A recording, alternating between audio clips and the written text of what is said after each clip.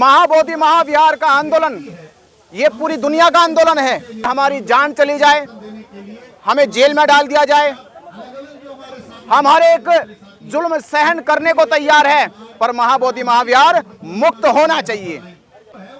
हमने आह्वान कर दिया है कि 20 अप्रैल से दिल्ली से बोध गया कि हजारों लोगों के साथ पदयात्रा हम लोग शुरू कर रहे हैं।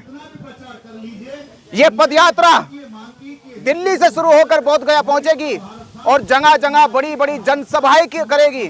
जो सरकार कह रही थी कि इनकी संख्या कम है, इन्होंने संख्या देखी है। 2 अप्रैल आंदोलन देखा, देश का प्रधानमंत्री हिल गया।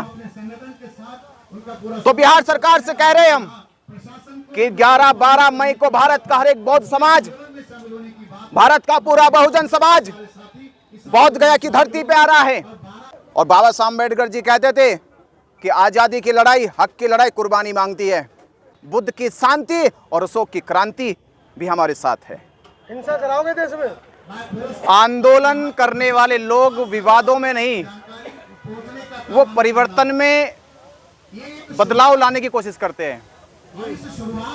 और ये परिवर्तन की लड़ाई में विवाद भी शुरू होता है, विरोध भी शुरू होता है, हमले भी होते हैं, मुकदमे भी होते हैं, जेल भी डाला जाता है। पर महाबोधि महाविहार के लिए जो आंदोलन 132 साल से लगातार, दुनिया का सबसे बड़ा आंदोलन, दुनिया का सबसे लंबा आंदोलन, राम मंदिर से बड़ा आंदोलन, राम मंदिर का आंदोलन तो भारत का था। महाबोधि महाविहार का आंदोलन ये पूरी दुनिया का आंदोलन है। क्योंकि ये आंदोलन इसलिए दुनिया का है क्योंकि इस स्थान पर सिद्धार्थ गौतम ने जब 29 साल की आयु में घर छोड़ा तो 6 साल तप ध्यान साधना करने के बाद बोध गया की पावन धरती पर उनको बुद्धत्व प्राप्त हुआ। वो बुद्धत्व प्राप्त की पावन धरती आज ब्राह्मणों के कब्जे में है, आज हिंदुओं के कब्जे में है। पूरी दुनिया में बौद्ध है, पर बौद्धों के पास बौद्धों का महाविहार नहीं है। अगर हमें लगा कि हम इसको बचा सकते हैं, हम इसको मुक्त करा सकते हैं, उसके लिए हमारी जान चली जाए, हमें जेल में डाल दिया जाए, हम हर एक जुल्म सहन करने को तैयार है, पर महाबोधि महाविहार मुक्त होना चाहिए। जिसकी लड़ाई धरना प्रदर्शन से 12 फरवरी से शुरू हो गई थी और ये लड़ाई का टारगेट 12 मई तक, वैशाख पूर्णिमा, बुद्ध पूर्णिमा के पर्व तक दुनिया भर के भारत के लोग बोध गया की धरती पर आ रहे हैं। बोध गया की धरती पर एक इतिहास लिखने जा रहा है कि जहां बुद्ध ने ज्ञान प्राप्त करके दुनिया को जगाया, जिस स्थान से जगाया वो स्थान अंधेरे में है, वो स्थान कैद में है। आज जिम्मेदारी है उन सभी बौद्धों की, पूरे बौद्ध भिक्षु समाज की, जिन्होंने बुद्ध के ज्ञान को प्राप्त कर ये ऊर्जा, ये शक्ति निर्माण की है। आज वो उस अंधकार में पड़े महाविहार को प्रकाश में लेकर आए और प्रकाश में लाने की तारीख निश्चित हो चुकी है, 12 मई। हमने आह्वान कर दिया है कि 20 अप्रैल से दिल्ली से बोध गया कि हजारों लोगों के साथ पदयात्रा हम लोग शुरू कर रहे हैं। ये पदयात्रा दिल्ली से शुरू होकर बोध गया पहुंचेगी और जगह जगह बड़ी बड़ी जनसभाएं करेगी। जिन जनसभाओं का असर यह होगा कि देश के हर एक कोने से, दुनिया के हर एक कोने से बुद्ध को अपने शास्त्रा मानने वाले, बुद्ध को तथागत मानने वाले, बुद्ध के ज्ञान से अपने आप को ऊर्जावान बनाने वाला बौद्ध समाज, वो पैदल की यात्रा, बाइक से यात्रा, कारों से यात्रा, ट्रेन से यात्रा, बसों से यात्रा, वो हर माध्यम से यात्रा करनी शुरू करेगा। और 11-12 मई को बोध गया की धरती बौद्ध में हो जाएगी। और फिर हम कहेंगे सरकार से कि जो सरकार कह रही थी कि इनकी संख्या कम है, इन्होंने संख्या देखी है, 2 अप्रैल आंदोलन देखा, देश का प्रधानमंत्री हिल गया। तो बिहार सरकार से कह रहे हैं हम कि 11-12 मई को भारत का हर एक बौद्ध समाज, भारत का पूरा बहुजन समाज बौद्ध गया की धरती पे आ रहा है। और जो वर्षों से बौद्ध विहार ब्राह्मण और हिंदुओं के कब्जे में है, जिस पर बीटी एक्ट 1949 बनाकर अवैध तरीके से कब्जा कर रखा है, उसे कब्जा मुक्त कराया जाएगा। उसे महाबोधि महाविहार के उपासकों को, बौद्ध भिक्षुओं को सौंपा जाएगा। और मैं आपसे यही अपील कर रहा हूं, जिन लोगों ने इस वीडियो को देखा कि किस तरह से ब्राह्मण पंडितों के साथ हमारा वार्तालाप हुआ है, किस तरह से उनके साथ हमारी चर्चा हुई है, उन्होंने उसके खिलाफ हमारे जाके मुकदमे दर्ज कराए, जेल भिजवाने की तैयारी करी। पर हम डरने वाले नहीं हैं। हम फिर भी कह रहे हैं कि बौद्ध गया को बुद्ध पूर्णिमा तक आजाद करा लेना है।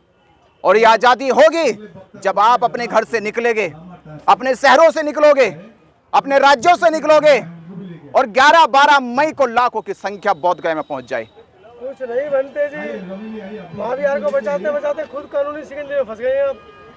ये छोटे बड़े शिकंजे महाबोधि महाविहार के आंदोलन को और गति देंगे और शक्ति देंगे। आप देखिए, कल एक आप थे, आज आवाज दो कितनी हो गई है। ये आंदोलन कम होने वाला नहीं है, ये जेल में जाकर आंदोलन रुकने वाला नहीं है, बल्कि बढ़ने वाला है। और बाबा साहब अम्बेडकर जी कहते थे कि आजादी की लड़ाई, हक की लड़ाई कुर्बानी मांगती है। आप एक कुर्बानी दोगे, 1 लाख लोग तैयार आ जाएंगे। एक जेल जाएगा, 100 लोग जेल का ताला तोड़ के बाहर आ जाएंगे। तो वो बात कह रहे हैं कि तुम मुझे खून दो, मैं तुम्हें आजादी दूंगा। सुभाष चंद्र बहुत वाली भाषा बात कर रहे हैं आप तो। नहीं, हम ये कह रहे कि आप साथ दो, महाबोधि विहार हम आजाद देंगे। आप साथ दो, बस साथ चाहिए, क्योंकि हमारा आंदोलन शांति का आंदोलन, मैत्री का आंदोलन है। पर हम 2 चीज जिक्र करेंगे, बुद्ध की शांति और अशोक की क्रांति भी हमारे साथ है। हिंसा कराओगे देश में? क्रांति का मतलब हिंसा नहीं है, बदलाव है। मारकाट कराओगे? बदलाव है। अरे हिंसा तो वो लोग करते हैं जिनको खतरा है, जो भयभीत है, जिनके पास लड़ने की कोई ताकत नहीं है। हमारे पास तो ताकत है, हमारे पास तो बुद्ध है, हमारे पास तो बाबा साहब अम्बेडकर है। अरे बाबा साहब अम्बेडकर ने बिना किसी का रक्त बहे पूरे देश को बदल दिया, पूरे देश का संविधान बदल दिया, पूरे भारत को एक नई चेतना दे दी। हम उनके बच्चे हैं, उनके पुत्र हैं। तो मैं कहूंगा ये क्रांति का दौर है और क्रांति के दौर में परिवर्तन होगा, महाबोधि महाविहार मुक्त होगा। नहीं करेंगे ब्राह्मण। ब्राह्मण अगर नहीं करेंगे तो ब्राह्मण को खदेड़ दिया जाएगा। 4 कदम आगे की सोचता है। देखो, ब्राह्मण हमसे 4 सोचे या 6 सोचे, पर जब बदलाव होता है तो सारी सोचना विचारना धरा का धरा रह जाता है। जब बनते जी एक बात और कही जाती है कि जब भगवान बुद्ध ने पहली धम्म देशना की थी 5 भिक्षुओं को, जब उन्होंने दिया थी सारनाथ में, वो 5 ब्राह्मण थे। ये केवल तथाकथित लोगों ने शास्त्रों में लिखा, ये उन लोगों ने लिखा जो लोग खुद ब्राह्मण थे। क्योंकि जब बुद्ध के धम्म का शास्त्र लिखा गया, अनुवाद किया गया, तो अनुवाद करते समय लिखने वाले लोग ब्राह्मण थे, इसलिए उन्होंने जिक्र करा। क्योंकि हमने देखा कि हमारे भारत के साहित्यों में, शिक्षा के क्षेत्र में पहले ये लिखा गया, गरीब ब्राह्मण, विद्वान ब्राह्मण, चतुर ब्राह्मण, होशियार ब्राह्मण, तो बुद्ध के शिष्य भी ब्राह्मण। अरे ब्राह्मणों को से बुद्ध की शिक्षा का मतलब नहीं, वो सब श्रावक हैं। तो बंदे जी एक सवाल मेरा रहेगा कि भगवान बुद्ध ने ब्राह्मणों के गुण क्या बताए हैं? देखिए, तथागत बुद्ध कहते हैं कि मेरी नजर में वो श्रेष्ठ है। वो ब्राह्मण भी कहते हैं, पंडित भी कहते हैं, महापंडित भी कह रहे, महाविद्वान भी कहते हैं कि उसके पास 3 गुण होने चाहिए। 3 गुणों का धनी होना व्यक्ति ही श्रेष्ठ भिक्षु है, श्रेष्ठ ब्राह्मण है, श्रेष्ठ वो पंडित है। वो 3 गुण क्या है? पहला गुण है वह चरित्रवान होना चाहिए, उसके चरित्र की खुशबू उतनी होनी चाहिए कि वह दुनिया को प्रभावित कर सके। दूसरा गुण बताया बुद्ध ने कि दूसरा गुण उसके पास सत्यम ज्ञान होना चाहिए। सत्यम ज्ञान जो उसने खोजा हो, जो उसने पाया हो, जो उसने प्राप्त किया हो। तोता वाला ज्ञान नहीं कि रट लिए शास्त्र, रट रट के कथा कहानियां सुनाने लगे। संबोधि का ज्ञान होना चाहिए, वह श्रेष्ठ ब्राह्मण है, वह श्रेष्ठ भिक्षु है। और तीसरा, उसका श्रेष्ठ आचरण और व्यवहार होना चाहिए। इन 3 गुणों का धनी व्यक्ति ही दुनिया का श्रेष्ठतम ब्राह्मण है, दुनिया का श्रेष्ठतम पंडित है, दुनिया का श्रेष्ठतम बौद्ध भिक्षु है। मतलब आप साफ साफ कहना चाहते हैं कि जो ब्राह्मण है ये सब फर्जी और ढोंगी है। ये सब फर्जी है। और 3 गुणों का मानक है, ये पैमाना लगाइए, कसौटी लगाइए, 3 गुणों में परिपूर्ण हो जाए, वही श्रेष्ठ है। भांते जी, आप हजारों साल से यहाँ बौद्ध भिक्षु लोग रहते हैं, किस कारण से अभी तक आप पिछड़े रह गए? जो आपका पूरा जहाँ पे ज्ञान प्राप्ति हुआ बुद्ध का, उस जगह पे भी आप नजर नहीं आते हैं। देखिए, नजर आए नहीं आए ये सवाल है। तथागत बुद्ध ने कहा था कि चरित भिक्खवे भोजनताए भोजन सुखाए लोकान कंपाए, यानी चारिका करते रहो, प्रचार करते रहो, बातों को फैलाते रहो, संसार के हर एक व्यक्ति से जुड़ो। वो काम सबसे पहले किनका था? बौद्ध भिक्षुओं का था। और आज के दौर में वो काम किनका? वो मीडिया का है।